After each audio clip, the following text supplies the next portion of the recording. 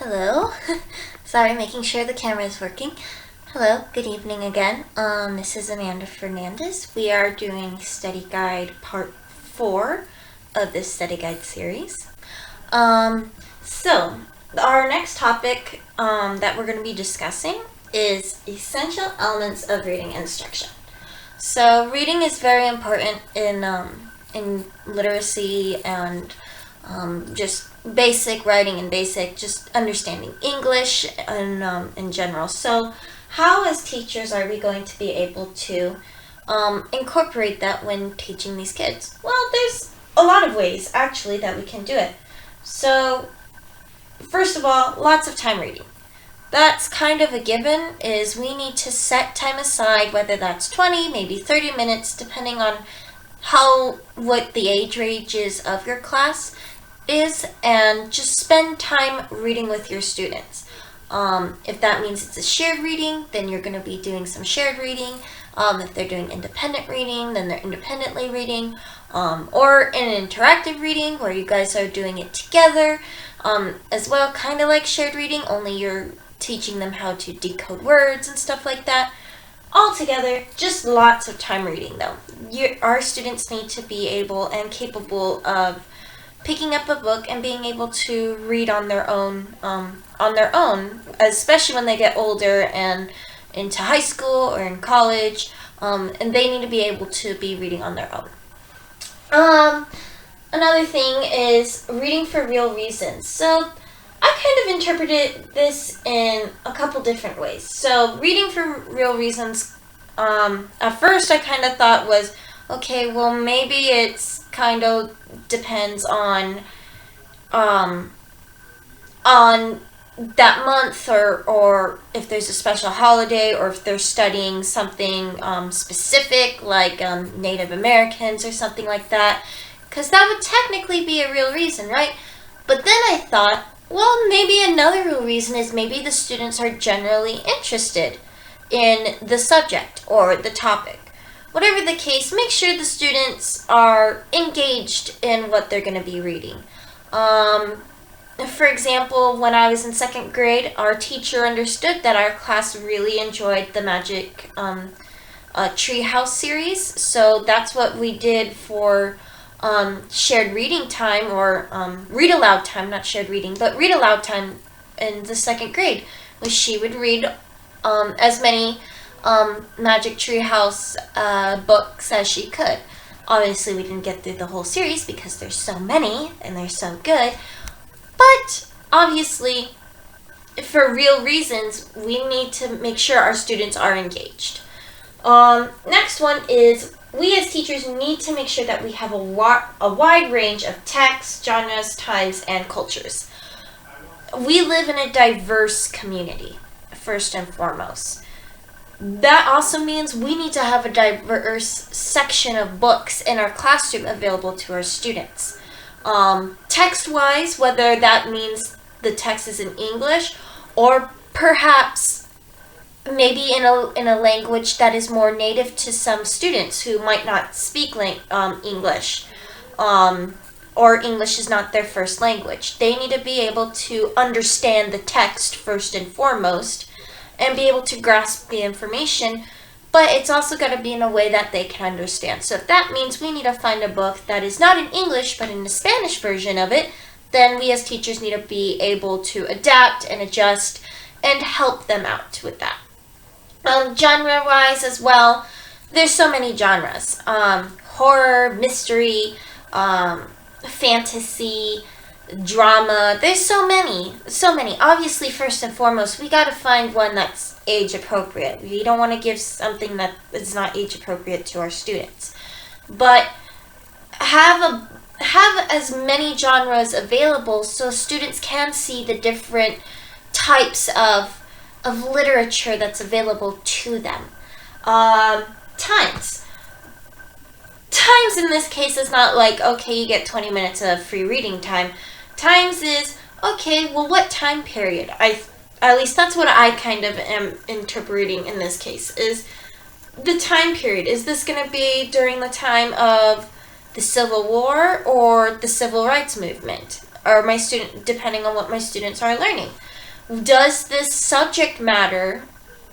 Is it in real time, or is it in a time long, long ago, or maybe in the near future? So there's so many that we can obviously use for time-wise, but I would suggest maybe finding one that is interesting to the kids and make it relevant to the kids so they're a little more engaged. And last but not least, culture. Culture is important because, again, we have a diverse population and a diverse population of students that are coming in. So find something that maybe, depending on the class, can culturally relate to them. I know it's kind of difficult because you don't get to go to all those cultures, but maybe once a year, mix it up. Don't do the same book every year. Do something different. I know one book that was culturally different to me was, I think in the 6th grade, and this was actually a picture book that we were reading, ironically, in the 6th grade, that our teacher read aloud to us, called Aida, and it was an African romantic tale of about a young African woman who was a slave sold into Egypt who fell in love with an Egyptian prince.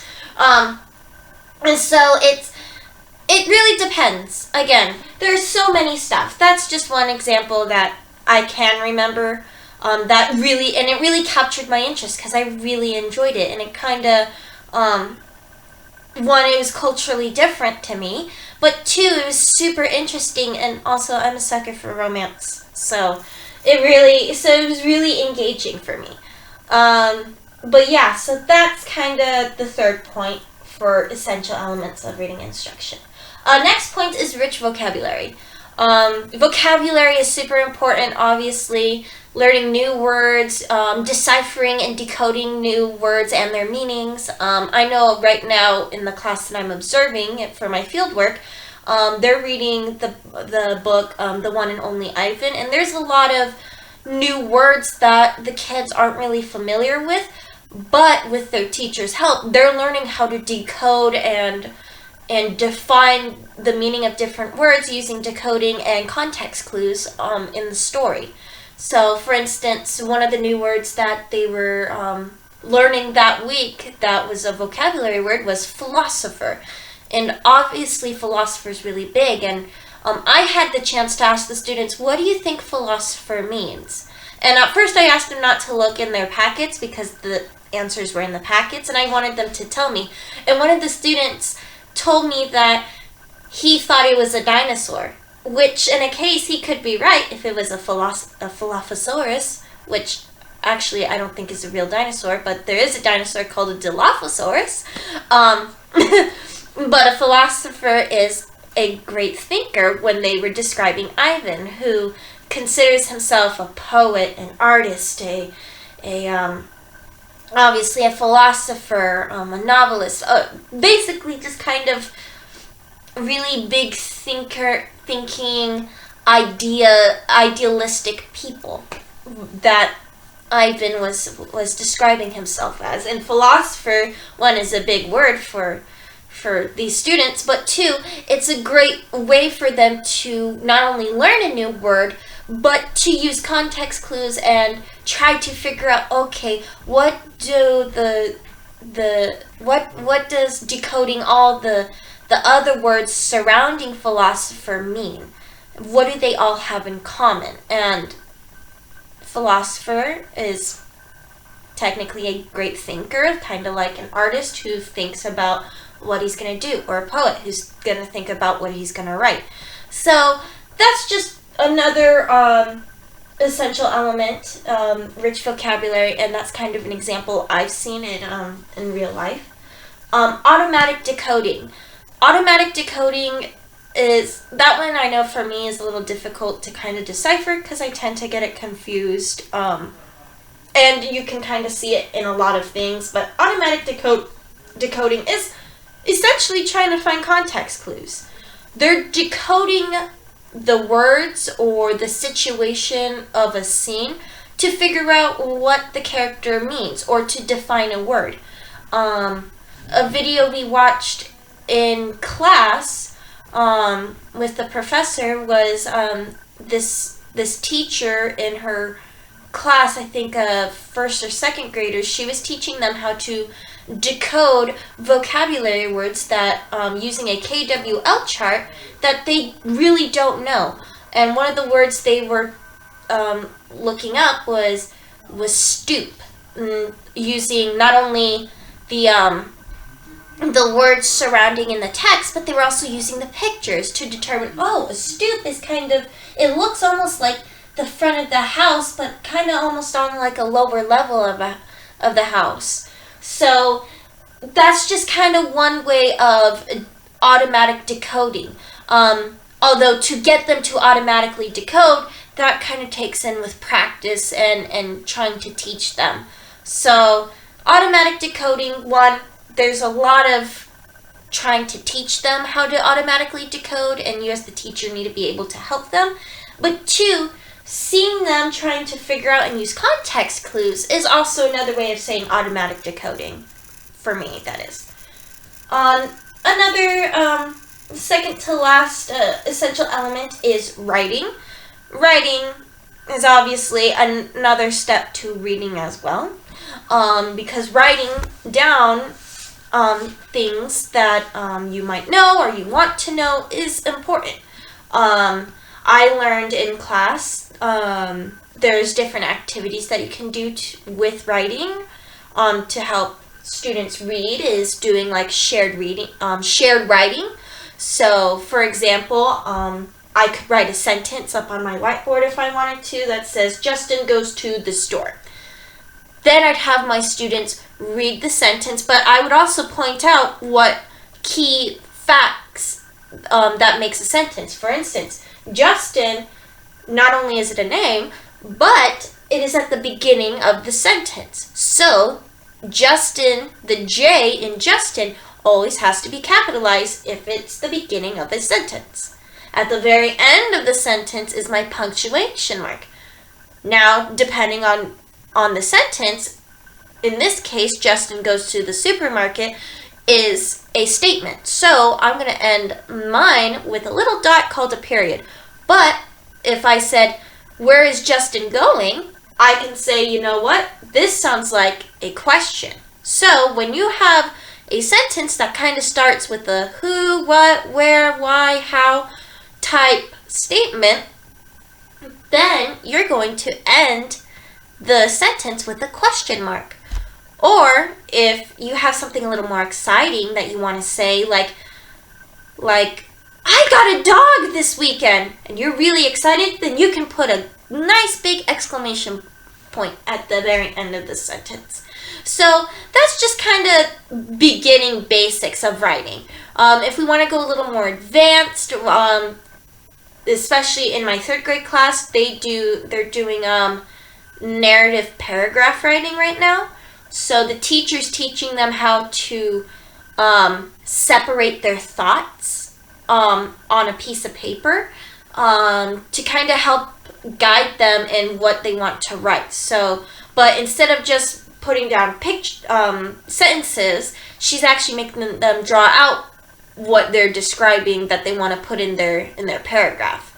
For instance, like one of the girls says, I put down, I really like my family in my that I want to put in my paragraph.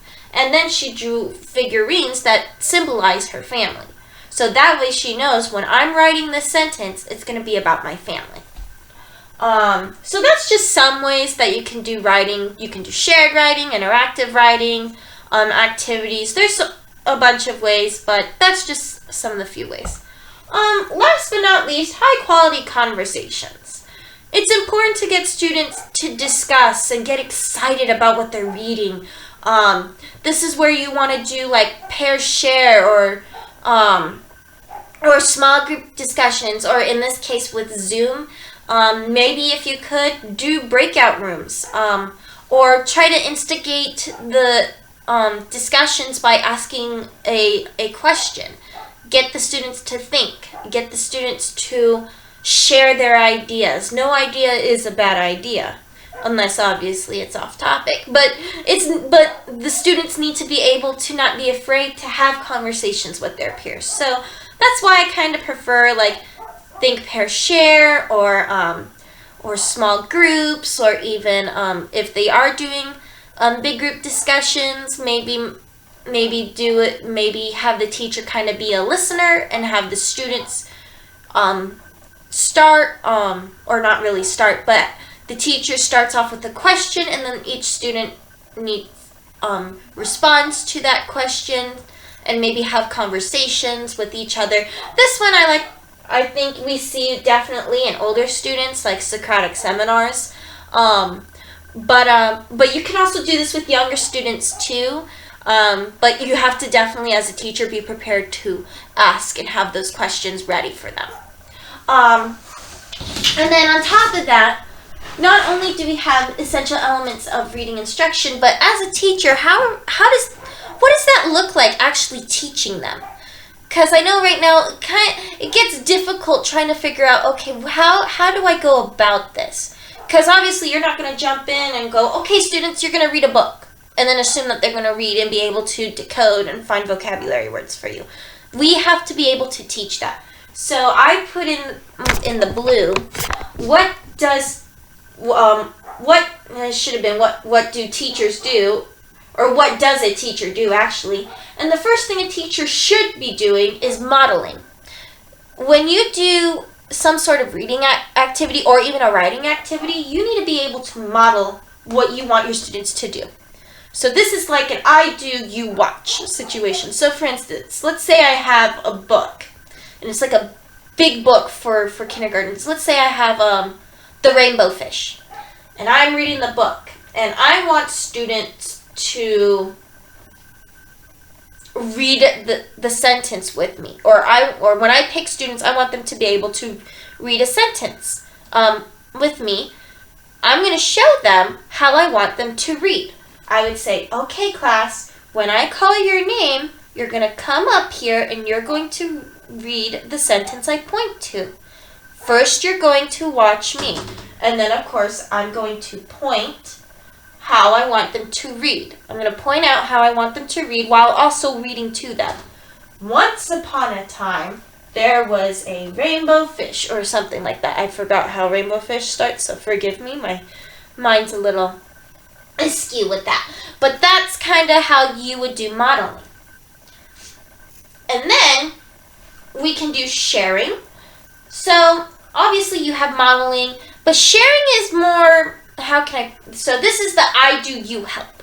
So this is kind of where, okay, now I want you to do it with me type situation. So you're going to help me read the sentence, okay?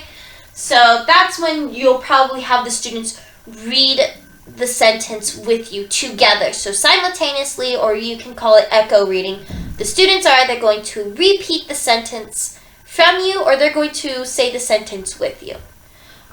Next, we have guided. Guided is where they start being independent, but they're not by themselves. So guided is going to be the you do, I help.